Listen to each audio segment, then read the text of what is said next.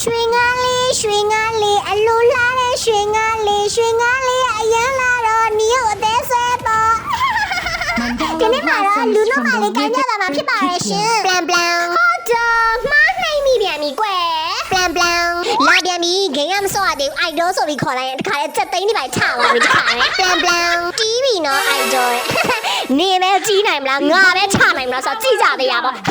ပလန်အမလေးပတိတီတာမရဲ့ငါ့တိုင်းခွဲတွေပြရရက်လိုက်ပါတော့ငါ့ရွှေငါနစ်ဖိနဲ့ထည့်ပြီနော်ရမှာရွှေငါဖိနဲ့တကောင်ဝင်သွားပြီပလန်တိတ်လေးခိုးပြီးသူများနာမည်ကိုရောက်လာတယ်ငါ့အိုက်ဒေါဆိုတဲ့ခေါ်တဲ့ Lancelot နစ်ဖိပြီမလား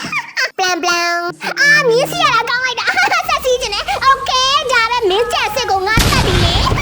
ပလန်ငါလာတဲ့လမ်းကိုနင်ကဘာလုပ်နေလဲမတက်ရပြီးစောင့်နေပေါ့ထားငါ့ဓာတ်တွေပြစ်သွင်းစီနေရပေါ့ညငါငိုင်းလုံးသွင်းလိုက်ပြီလေပလန်ရော့ရွှေငါရော့ငချင်းရော့ငရှင်းပလန်အမလေးလုံကျဲတော့ someone help me ဘယ်ပြလာနေရော့ရွှေငါရော့ငချင်းရော့ငရှင်းပလန်အခုချိန်မှာတော့ Lancelot အားလုံးမဝင်လို့တဲ့အချိန်မှာနီယိုကတော့ကောက်စားလိုက်ပါတယ်ပလန်ငါတကောင်ဝင်မလားတပိတ်သားမလေးတော့ဘယ်ပြေးပါလဲမဝဲချင်းမဝဲနဲ့လေလာပြီလားစေးမမေးနဲ့ပလန်ကောင်းလိုက်တာမောင်လေးရဲ့မြင်းစီရရဲကောင်းတော့နှိမ့်တိုင်းစုရမယ်မင်းကြံစစ်ကိုအရင်ဆုံးတမလိုက်အောင်ချောင်းခဏထားလိုက်ချောင်းတကွက်ပြမယ်ရနင်ငေါ့ကန်ချင်းရမလားငေါ့ကဲလို့မြနင်ဂျုံစမယ်ကြတယ်ပဲရော့ရွှေငါပလန်တော်လိုက်တော့ဟဲ့နင်ကွက်ပြလာတယ်ငါယိုးနေပြီဒီတိုင်းပဲနင်သွားနေအင်ယူတွေလောက်နေငါလည်းထဲနေဘယ်တော့မှမလွတ်ဘူးပလန် victory